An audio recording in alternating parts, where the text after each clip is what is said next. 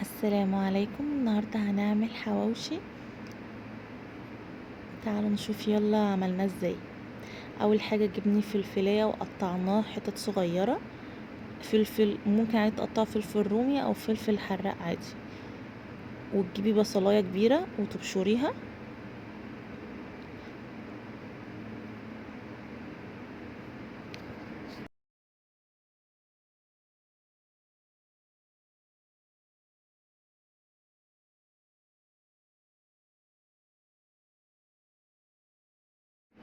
بعد كده تحطي عليها معلقة فلفل اسود. انا حطيتها على البصل، انت ممكن تحطي على اللحمة على طول، بس حطي على البصل.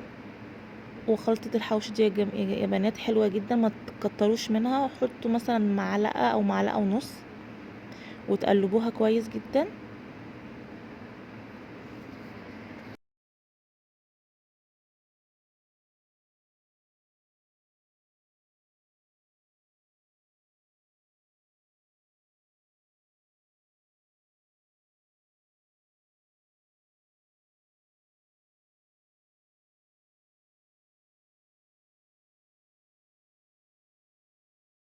بعد كده بقى نحط البصل ونحط الفلفل ونفضل نعجن كويس جدا عشان الخلطة توصل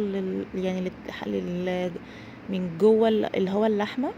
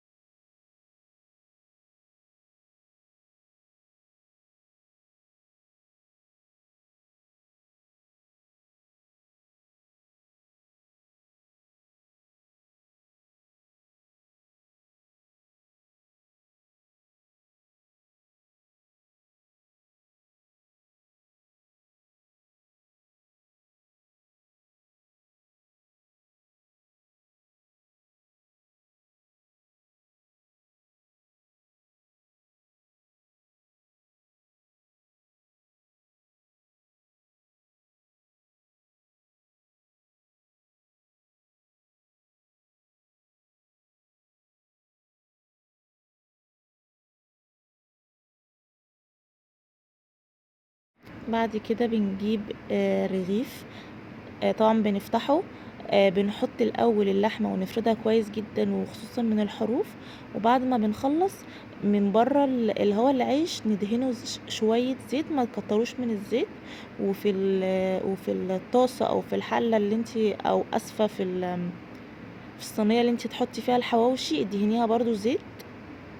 بصوا، بتاخدوا حبه وتقعدوا تفردوها من جوه،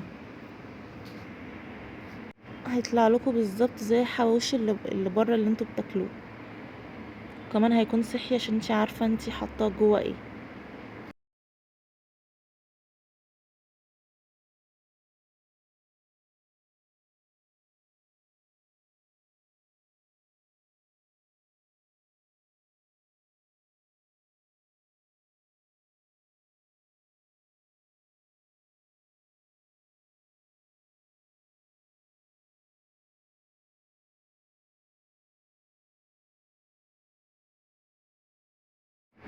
شوفوا الزيت انا بعمل فيه ايه، كام نقطة زيت وبعد كده اروح دهنة بيه. اهم حاجة الزيت عشان بيديه اللي هو لون ووش حلو.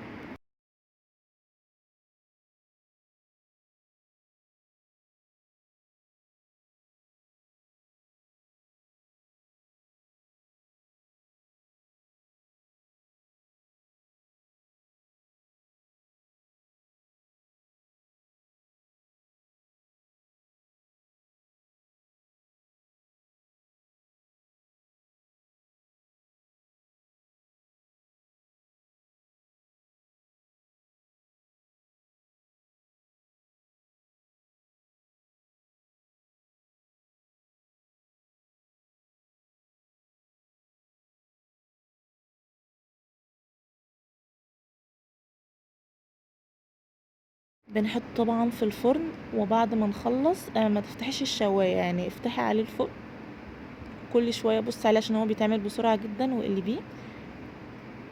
وده المنظر الاخير.